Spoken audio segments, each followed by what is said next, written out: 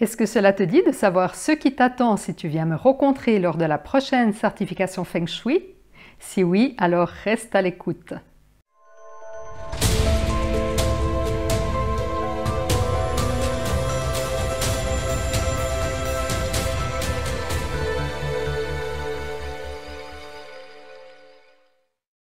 Ici Florence Jacquier, médecin et fondatrice de l'Institut suisse de Feng Shui. Bienvenue à la chaîne YouTube Institut de Feng Shui, la référence francophone pour le Feng Shui traditionnel. Il y a quelques jours, j'ai eu le grand plaisir de donner la session 2019 de la certification Feng Shui à Montreux, en Suisse.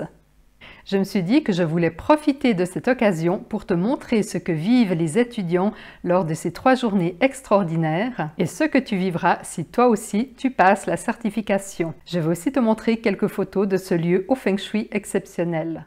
Comme tu le sais peut-être, la certification Feng Shui a lieu chaque année au printemps à Montreux en Suisse. J'ai choisi cet endroit car c'est l'occasion pour toi de découvrir un Feng Shui exceptionnel. La présence du lac qui fait face à la ville et les montagnes protectrices qui l'entourent de part et d'autre apportent prospérité, renommée et une qualité de vie hors norme. Montreux est à moins de 1 heure en train de l'aéroport de Genève. C'est donc très pratique car si tu viens de loin, comme beaucoup de mes étudiants, un train direct te mènera de l'aéroport à Montreux en 40 minutes seulement. Ensuite, la gare de Montreux n'est qu'à 10 minutes à pied de l'hôtel où a lieu la certification. Et voici l'hôtel dans lequel la certification a lieu. C'est un des rares hôtels de la Riviera vaudoise à se trouver directement sur les quais. Voici le hall d'accueil de l'hôtel que tu découvriras à ton arrivée. La vue sur le lac Léman et les montagnes donne déjà un aperçu des configurations Feng Shui exceptionnelles, notamment au niveau des animaux célestes. Si tu arrives la veille, tu pourras profiter pour faire des promenades extraordinaires au bord du lac. Le monument le plus visité de Suisse, le château de Chillon, se trouve par exemple à 40 minutes à pied de l'hôtel. Cette promenade est magnifique car on ne quitte jamais les quais fleuris.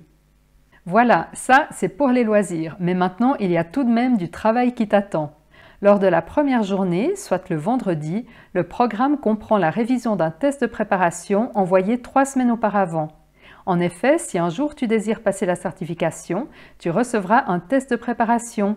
Cela te permettra de voir encore les points à travailler.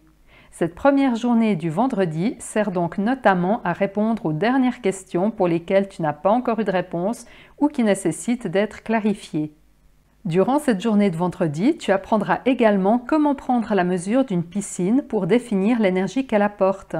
Cela se fait grâce à une boussole.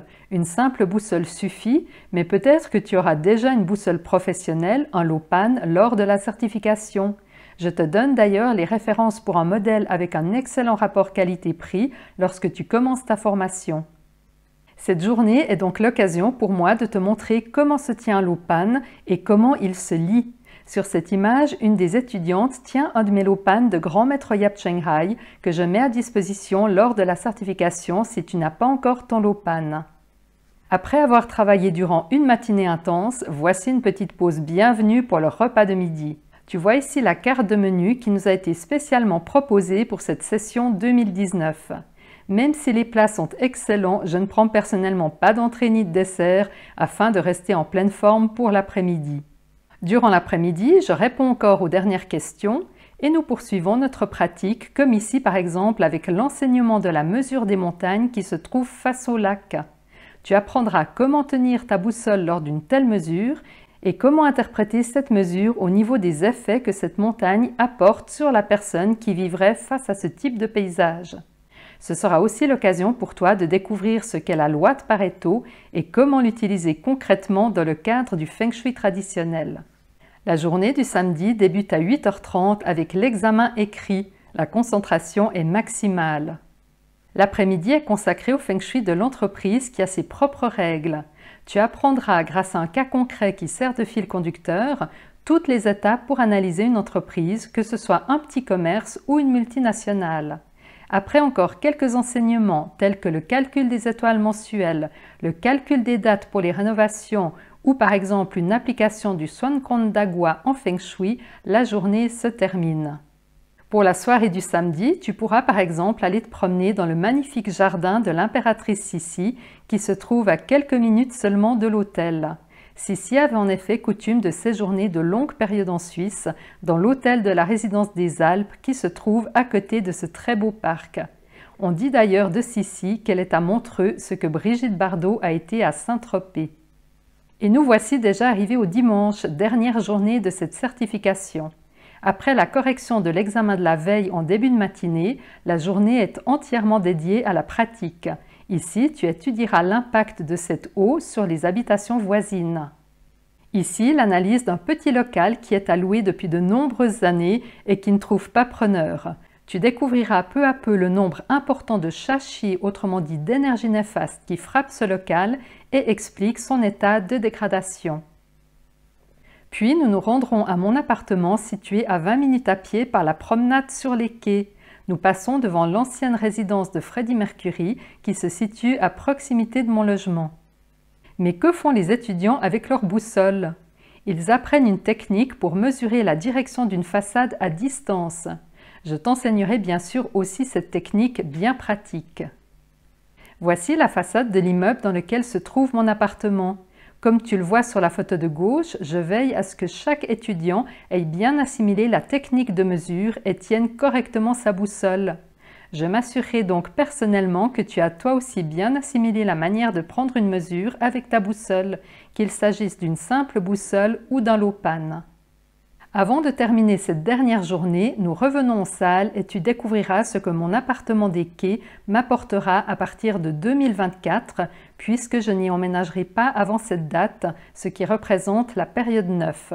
On regardera bien sûr ce que m'apporte chacune des pièces à l'intérieur, mais aussi ce que m'apporte le lac, puisque cette énergie très proche et en si grande quantité est très puissante.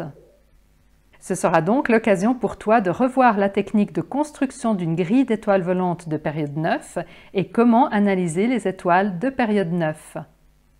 Et voilà, on a terminé les 3 journées intenses et maintenant c'est le moment tant attendu de la remise des diplômes. Et voici la photo souvenir. Je félicite encore chaleureusement ces nouveaux experts en Feng Shui traditionnel et je leur souhaite beaucoup de succès et plein de clients dans leur nouvelle activité de consultant en Feng Shui traditionnel. Voilà, nous voici arrivés au terme de cette vidéo un peu spéciale qui rend hommage à mes étudiants qui viennent parfois de très loin pour me rencontrer. Si cela te donne envie de devenir consultant en Feng Shui traditionnel et de me rencontrer lors de la prochaine certification, tu trouveras toutes les informations pour devenir toi aussi une experte en Feng Shui traditionnel en suivant le lien qui est donné à l'écran www.isfs.ch/consultant. Tu trouveras aussi le lien sous la vidéo dans la description. Et si tu as aimé la vidéo, n'hésite pas à la liker et à la partager. Et n'hésite pas à me laisser un petit commentaire si toi aussi tu as l'intention de devenir experte en Feng Shui. À très bientôt!